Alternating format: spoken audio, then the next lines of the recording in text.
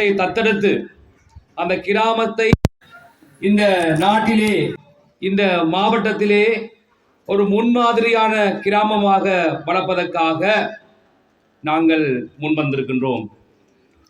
அப்படியான ஒரு அருமையான நிகழ்விலே இந்த நிகழ்வுக்கு தலைமையாகி கொண்டிருக்கின்ற எங்களுடைய கரபட்டி பிரதேச செயலர் திருமதி உமா மகள் அவர்களே, அதேபோன்று இங்கே வந்திருக்கின்ற மேலதிக மாவட்ட செயலாளர் திரு சிவகரன் அவர்களே, அதேபோன்று இங்கே வந்திருக்கின்ற மாவட்ட மேலதிக செயலாளர் அவர்களே, அதேபோன்று இங்கே வந்திருக்கின்ற கிளீன் ஸ்ரீலங்கா வேலை திட்டத்தினுடைய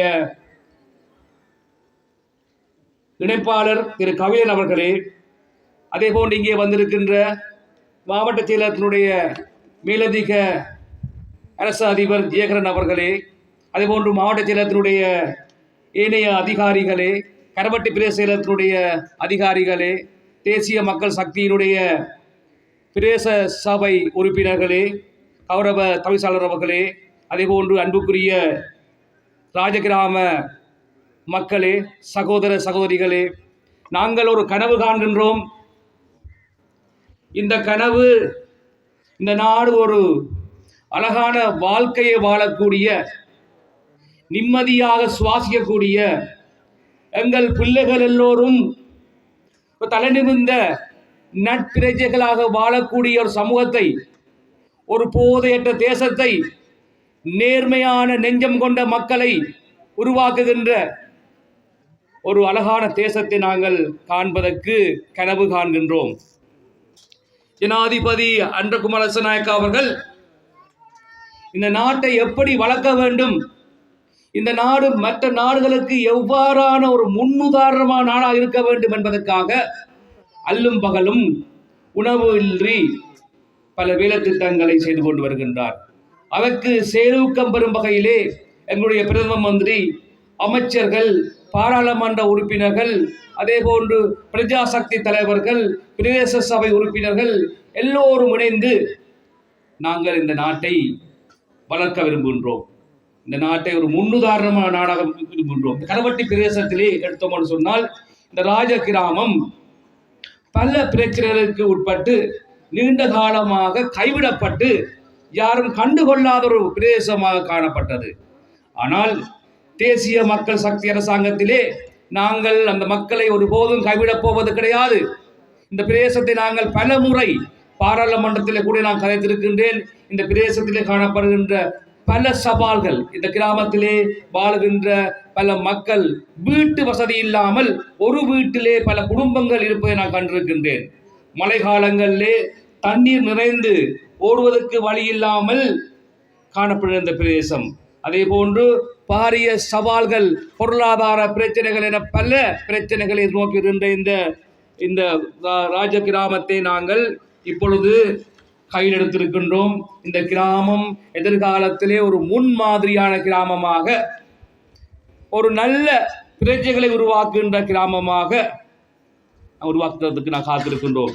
அடிப்படையில் தான் தேசத்தை கட்டி வளர்க்குகின்ற வளமான கிராமம் என்ற வகையிலே நாங்கள் உற்பத்தி திறன் மிகுந்த ஒரு பிரதேசமாக இதை மாற்ற வேண்டும். அதாவது குறைந்த வியர்வை சிந்தி அதிக வேலைகளை பெற்றுக்கொள்ளக்கூடிய, அதிக நன்மைகளை மக்களுக்கு பெற்றுக்கொள்ளக்கூடிய, பெண்கள் தலைமை தாங்குகின்ற ஒரு பிரதேசமாக, அதிக விவசாயத்தை செய்கின்ற ஒரு பிரதேசமாக, அதிக தொழில்களை பெற்றுக்கொள்ள கிராமமாக, ஒரு ஊழலற்ற கிராமமாக, ஒரு போதையற்ற கிராமமாக, மக்கள் தங்கள் சொந்த காலிலே நிற்கக்கூடிய ஒரு கிராமமாக மாற்ற வேண்டும் என்பதுதான் எங்களுடைய கனவு.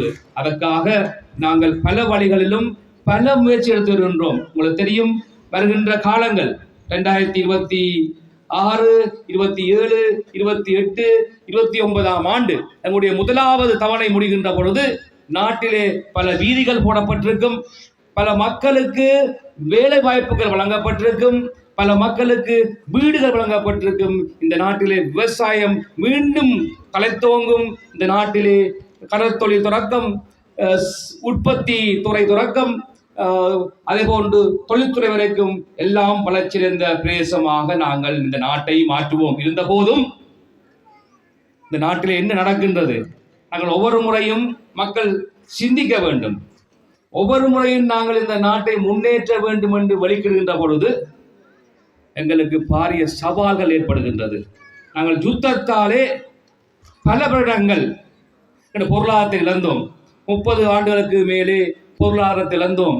இந்த மக்கள் காணாமல் போனார்கள், கொத்து கொத்தாக கொல்லப்பட்டார்கள், சிறையிலே அடைக்கப்பட்டார்கள். இன்றும் கை கால் இல்லாமல் மக்கள் வாழ்கின்றார்கள். வீடு இல்லாமல் தெரு தெருவாக வாழுகின்ற மக்கள் இருக்கின்றனர். தங்கள் பிள்ளைகளை தொலைத்து விட்டு இன்றும் தன் பிள்ளை வரமாட்டானா என்று ஏங்குகின்ற மக்கள் இருக்கின்றார்கள். 30 ஆண்டுகளுக்கு மேலே தங்களுக்கு ஒரு அமைதி வேணும், தங்களுக்கு ஒரு உரிமை வேண்டும், ஒரு சுதந்திரம் வேண்டும் என்பதற்காக இந்த மக்கள் போராடினார்கள். அந்த காலப்பகுதியில் நாங்கள் பல யுத்தங்கள், இடப்பெயர்வு சந்தித்தோம், பொருளாதாரத்தை அளித்தோம், கல்வியை தொலைத்தோம். இன்று போதை வஸ்து என்ற அறக்கருக்களை சிக்கி நிற்கின்றோம். அது மட்டுமில்லாது ஒவ்வொரு முறை நாடு முன்னேறுகின்ற பொழுதும் சுனாமி வந்தது, எங்களை அழித்தது. கொரோனா வந்தது, எங்களை அழித்தது. நிசா புயல் வந்தது, எங்களை அழித்தது. டிட்பா புயல் வந்து இந்த நாட்டிலே பாரிய சேதங்களை ஏற்படுத்தியது, எங்களுடைய பொருளாதாரத்தை முடக்கியது. இந்த நாங்கள் முன்னேறுகின்றோம், எங்கள் நாடு முன்னேறுகின்றது என்று நாங்கள் கலைத்துக் கொண்டிருக்கிற பொழுது எங்களுக்கு நெஞ்சிலே அடி விழுந்தது. அதை எல்லாத்தையும் தாங்கிக் கொண்டு இந்த நாட்டை நான் முன்னேற்ற வேண்டிய தேவை இருக்கின்றது. இப்பொழுது பார்த்தால் எங்களுக்கு கண்முன்னே இருப்பது ஈரான் அமெரிக்க யுத்தம். அங்கே யுத்தம் நடக்கின்றது. ஆனால் இங்கே நாங்கள் எரிபொருளுக்கு கியூவில் நிற்க வேண்டிய தேவை வந்திருக்கின்றது. ஏனென்று சொன்னால் நாங்கள் எரிபொருட்களை அந்த நாடுகளிலிருந்து பெற்றுக்கொள்வதற்காகத்தான் தங்கியிருக்கின்றோம். எனவே எதிர்வரும் நாட்களிலே எங்களுக்கு இந்த எரிபொருள் பிரச்சனைகள் வர இருக்கின்றது. எனவே நாங்கள் சித்திரை புத்தாண்டு மக்கள் நல்ல முறையிலே கொண்டாட வேண்டும் என்பதற்காக தற்பொழுது இந்த கியூஆர் நடைமுறையை கொண்டு வந்திருக்கின்றோம். இந்த கியூஆர் நடைமுறை கொண்டு வந்த கூடாக எங்களிடம் இருக்கின்ற அந்த எரிபொருளை சமாளிக்கக்கூடிய அளவுக்கு நாங்கள் இப்பொழுது கொஞ்சம் கொஞ்சம் மாற்றி வருகின்றோம். இருந்தாலும் இந்த பிரச்சனைகள் நீடித்தால் நிலைமைகள் சிக்கலாக இருக்கும். எனவே அன்புக்குரியவர்களே, எரிபொருட்களை மிக சிக்கனமாக பயன்படுத்த வேண்டும். சிக்கனமாக பயன்படுத்தி நாங்கள் இந்த சூழலை சமாளிக்க வேண்டும். ஏனென்று சொன்னால் எங்களுக்கு நாங்கள் எழும்புகின்ற பொழுது மரண அடி விழுகின்றது, தோளிலே நெஞ்சிலே அடி விழுகின்றது. அதை தாண்டி இப்படியான கிராமங்களை நாம் அபிவிருத்தி செய்கின்றோம். நாட்டினுடைய ஒவ்வொரு பகுதியையும் அபிவிருத்தி செய்கின்றோம். பல பல விடயங்களை நாங்கள் விடாமல் செய்து வருகின்றோம். எனவே இந்த வாழுகின்ற நாட்டிலே வாழ்கின்ற இந்த மக்களுடைய அடிப்படை பிரச்சனை தீர்க்கப்பட வேண்டும். இந்த மக்கள் நீண்ட காலமாக போராடின அந்த அவருடைய தாகம் தீர்க்கப்பட வேண்டும். அதே போன்று நீண்ட காலமாக அபிவிருத்தி இல்லாமல் போன இந்த நாட்டை நாம் அபிவிருத்தி செய்ய வேண்டும். எல்லா விடயங்களையும் நாங்கள் ஒன்றாக கையாள வேண்டும். அதே போன்று நம்மை சுற்றியுள்ள வெளிநாட்டு சக்திகளை நாங்கள் கையாள வேண்டும். உள்நாட்டு சக்தியை கையாள வேண்டும். கையாண்டு கொண்டு இந்த பிரச்சனை வருகின்ற பொழுது சில கேட்கிறார்கள், இந்த அரசாங்கத்துக்கு தெரியாதா? அரசாங்கத்திட்ட ஒரு கெப்பாசிட்டி ஒன்று இருக்கின்றது. எனவே இந்த பெட்ரோல் பிரச்சனை எல்லாம் திடீரென்று தான் வரும், திடீரென்று தான் யுத்தம் வரும். எனவே இங்கே இருக்கிற அரசு அதிகாரிகள், மக்கள், நாங்கள் எல்லோரும் ஒன்றாக சேர்ந்து இந்த நாட்டை வளர்க்க வேண்டும் என்று சொன்னால் விமர்சனங்களை கைவிட்டு நாட்டிலே என்ன நடக்கிறது என்ற உண்மையான விடயங்களை ஆய்வு செய்து பொய்யான வதந்திகளை நம்பாமல் நாங்களும் இந்த தேசத்தினுடைய பங்காளிகள், தேசத்தினுடைய வளர்ச்சி இந்த பங்காளிகள், எங்களுடைய பிள்ளைகளுடைய வளர்ச்சி இந்த பங்காளிகள், இந்த சமூகத்தின் வளர்ச்சி இந்த பங்காளிகள் என்ற அடிப்படையிலே நாங்கள் பொறுப்புணர்வோடு செயல்பட்டால் தான் இந்த நாட்டை உண்மையிலேயே நாங்கள் மீட்க முடியும். எனவே நாங்கள் முன்னேறுகின்ற ஒவ்வொரு மணித்துளியிலும் ஒவ்வொரு நிமிடத்திலும் எங்களுக்கு பாரிய சவால்கள் இருக்கின்றன. ஏழுமென்றால் நீ அபிவிருத்தி செய்துப்பார், ஏழுமென்றால் நீ போதகத்தை கட்டுப்படுத்திப்பார், ஏழுமென்றால் இந்த நாட்டிலே மீண்டும் முடக்கம் பெற வேண்டும், நாங்கள் ரோட்லே இருந்து இந்த அரசாங்கத்தை விமர்சிக்க வேண்டும், மின்சாரம் இல்லாமல் போக வேண்டும், பள்ளிக்கூடத்துக்கு பிள்ளைகள் போகக்கூடாது, அரசாங்கம் இயங்கக்கூடாது, பஸ் ஓடக்கூடாது என்ற ஒரு சமூகம் இருக்கின்றது. எங்களுக்கு எதிரான சமூகம், எங்களுடைய எதிரிகள், இந்த நாட்டை முன்னேற்றத்துக்கு தடுக்கின்ற எதிரிகள். அவ்வாறான எதிரிகளை இனம் கண்டு நாங்கள் இந்த நாட்டை முன்னேற்ற வேண்டும். ஏன்னு சொன்னால் எனக்கும் பிள்ளைகள் இருக்கின்றது, உங்களுக்கும் பிள்ளைகள் இருக்கின்றது. எங்களுடைய சமூகம், எங்களுடைய சந்ததி நிம்மதியாக வாழ வேண்டும் என்று சொன்னால் நாங்கள் ஒரு ஊழலற்ற தேசத்திலே போதையற்ற தேசத்திலே அனைத்து மக்களும் சமத்துவமான உலகத்திலே வாழ்வதற்கு நாங்கள் வழி செலுத்திக் கொடுக்க வேண்டும். அந்த நானா இருந்தாலும் சரி, நீங்களா இருந்தாலும் சரி, யாரா இருந்தாலும் சரி, நாங்கள் அந்த தேசத்தை பெற்றுக் கொடுக்க வேண்டும். அதற்காகத்தான் நாங்கள் ஒவ்வொருவரும் பாடுபட்டுக் கொண்டிருக்கிறோம். இன்றைய காலமை நான் கொழும்புக்கு போவதற்காக ஒரு பெட்ரோல் செட்டுக்கு போனேன். அங்க சொன்னார்கள், நீங்கள் ஜனாதிபதியா இருந்தாலும் பரவாயில்லை, அமைச்சராக இருந்தாலும் பரவாயில்லை, பாராளுமன்ற உறுப்பினராக இருந்தாலும் பரவாயில்லை, கியூஆர் கோடு தான் பெட்ரோல் வருவோம்னு சொல்லி. எப்படி நாட்டில் மாற்றம் வந்திருக்கிறது? இந்த மாற்றம் ஓகே அவங்களுக்கு பிடிச்சிருக்கா? இந்த மாற்றம் பிடிச்சிருக்கா?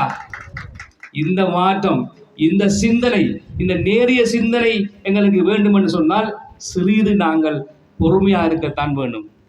நான் பெரிய ஆள், நீ பெரிய ஆள் என்று அல்ல. எந்த பெரிய கார் வச்சிருந்தா என்ன, எந்த பெரிய வீடு வச்சிருந்தா என்ன, அனைவருமே இந்த நாட்டிலே அனைவரும் சமனான மக்கள்.